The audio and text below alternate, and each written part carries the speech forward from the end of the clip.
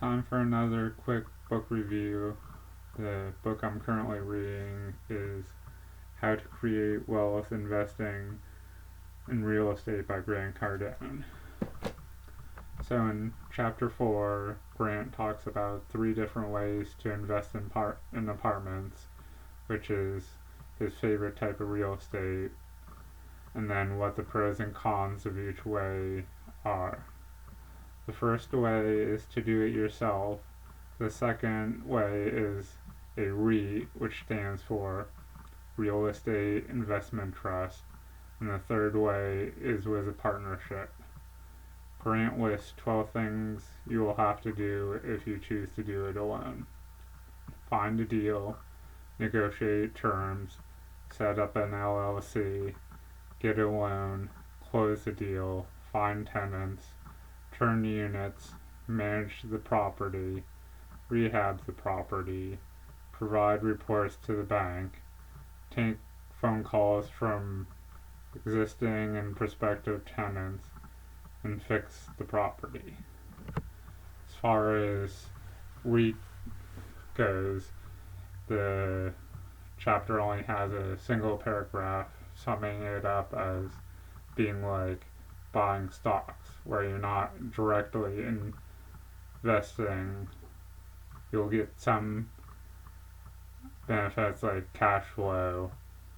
You won't have any headaches like managing the property yourself, and where it's not real estate investment like buying the property yourself, the returns might not be the same, and the IRS doesn't offer tax advantages.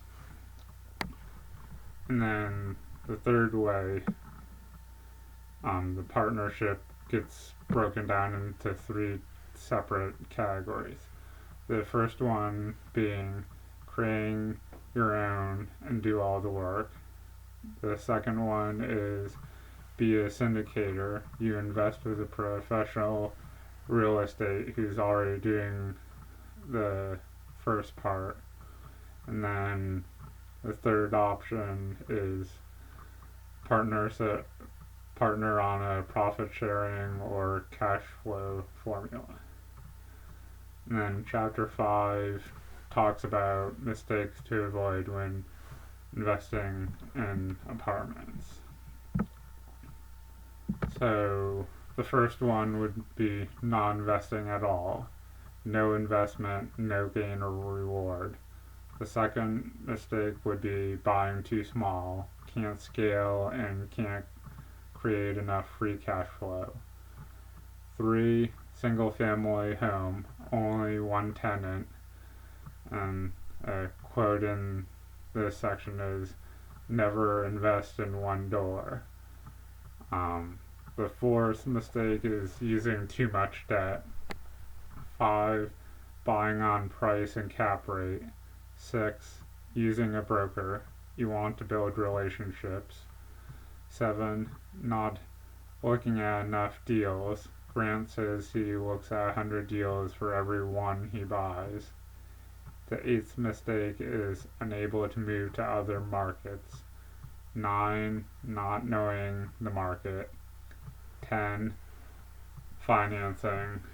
And 11, buying through all cycles. Chapter 6 talks about your first deal. Grant starts this chapter off by defining some terms to help you understand them and get used to hearing them. They're mostly real estate terms or terms you might hear when going through the loan process. The rest of the chapter is an A to Z checklist, if you will, of what you should be looking for your first deal. A, 16 units or more. Prefer 32. B, love the property location when you first visit. C, be cash flow positive without improvements at 4 to 6% on cash instead. D, use debt on your first deal and no more than 75%. E. Have an active manager on property. F. Have a 1.25% DCR, which stands for debt coverage ratio. G. Set aside 250 to 350 per unit per year for future renovations. H. Have an actual insurance quote, not just a net estimate. I. Assume increase in property taxes at full rate.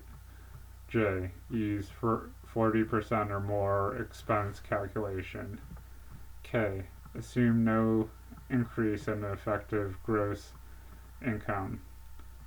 L. Have all obvious repair costs for the next 36 months in reserve.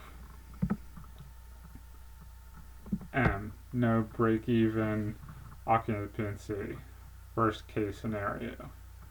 N. Know the financial statement by heart. O.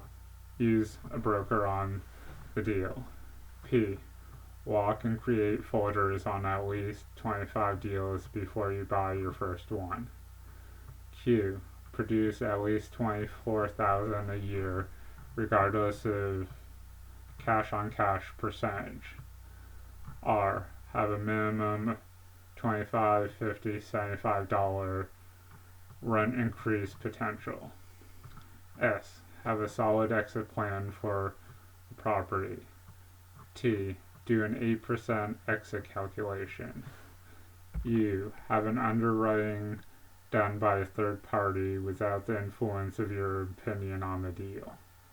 V. Use worst case scenarios on income. W. Know the cost per door of expenses on property in your market, excluding taxes.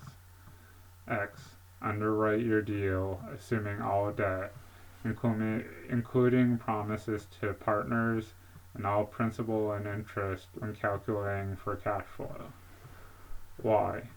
Assume 2 years of break even and no cash flow. Z. By the time you have checked off each of the above, move on the deal. Know that you have found a jewel and buy the deal. And as we can see from these couple of chapters, Grant Cardone likes to assume worst case scenario, and then if things are better than you plan for, it's a pleasant surprise.